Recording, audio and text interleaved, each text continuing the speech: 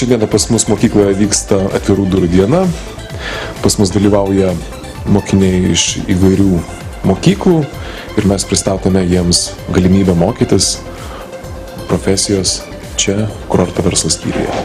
Šiandieną jūs visi susirinkote į Karaliaus Mindaugo profesinio mokymo centro kurorto verslo skyriaus organizuojamas atvirų durų dienas. Aš esu Aistė. O mano vardas yra Jonas.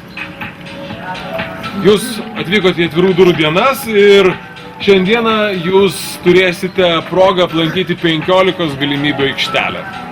Skaičius 15 mūsų mokykloje yra simbolinis, kadangi mūsų kurorto verslo skyriui būtent yra 15 metų. Kokios tos galimybės, tai tam kartu yra paslaptis, bet tik tai noriu patikinti, kad visi turėsit galimybę, jeigu tik tai norėsit, visas tas galimybės išmėginti šiandien. Atvirų durų dienos yra organizuojamas per 3 sektorius. Tai yra poilsio paslaugos, tai yra neformalus ugdymas ir grožio paslaugos. Šiuo metu pirmo kurso mokinės atlieka įvairias procedūras, kurias išmoksta mokymosi proceso metu. Tai makiažas, klasikinis pedikiūras, manikiūras, veido procedūra, viso kūno masažas. Taip pat viena mokinė piešia chna tatuiruotę, bet tai nėra įtraukta į mokymosi programą. Tai jos pomėgis, bet mūsų mokykloje kiekvienas skatinamas atsiskleisti individualiai ir atrasti savo stipriausias pusės. Atliekant grožio paslaugas norėjome akcentuoti svetingumo aspektą.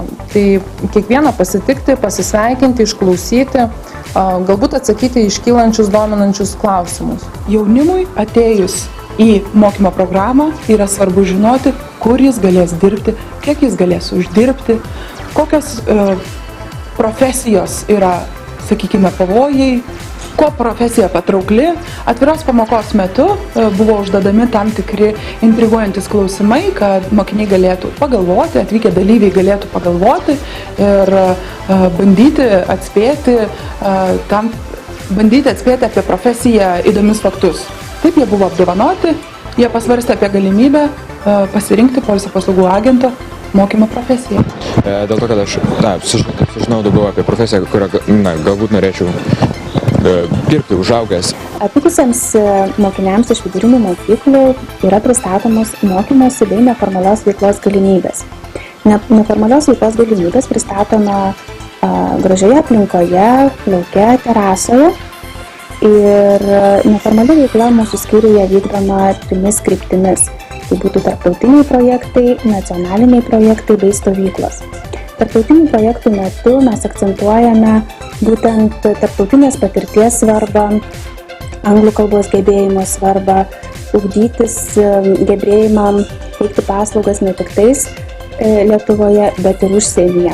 Nacionalinių projektų metu mes glaudžiai bendradarbiaujame su kitų kurortų jaunimu, ruošiame bendrus projektus, stengiamės, kad ten, kur mes gyvename, tą aplinką pasidaryti kuo jaukesnę, kuo gražesnę, kad jauniems žmonėms būtų kuo užsiimti, kad būtų kokybiškas poilsis. Stovyklos tai yra pagrindinis, galima taip sakyti, pagrindinis poilsio paslaugų agento veiklos kryptis.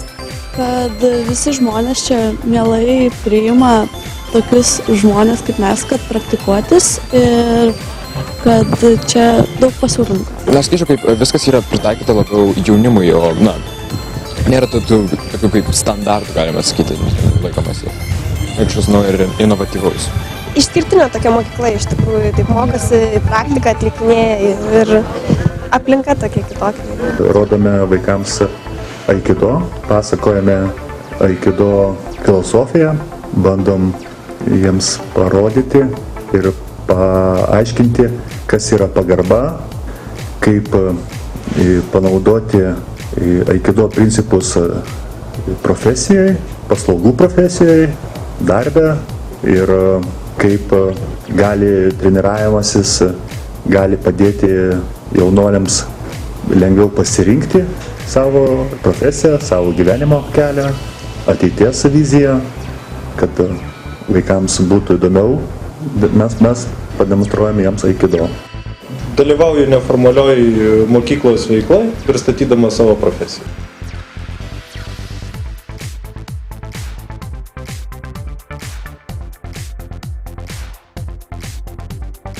Man asmeniškai didelį labai įspūdį paliko spa kaip centras. Įdomus tai, kad, nors ir man personaliai tai toks kaip verslo pramogų, galim sakyti, kurortinės toks profesijos. Man jos labai personaliai patinka, nes jose reikėtų kalbėti su žmonėmis, reikėtų mokėti komunikuoti, galima sakyti. Man galbūt kosmetika.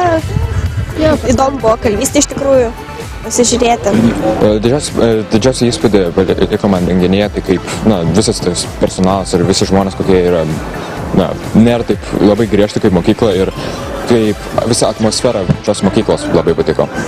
Po 3 sekcijų visi dalyviai buvo kviečiami į arbatos zoną, kurioje vyko viktorina apie įdomius faktus apie Palangą ir aktyviausiai viktorinos dalyviai buvo apdovanoti padėkos raštais ir prizais, o galų gale vyko individualūs pokalbiai prie arbatos apie mokymosi galimybės centre bei Palangos skyriuje.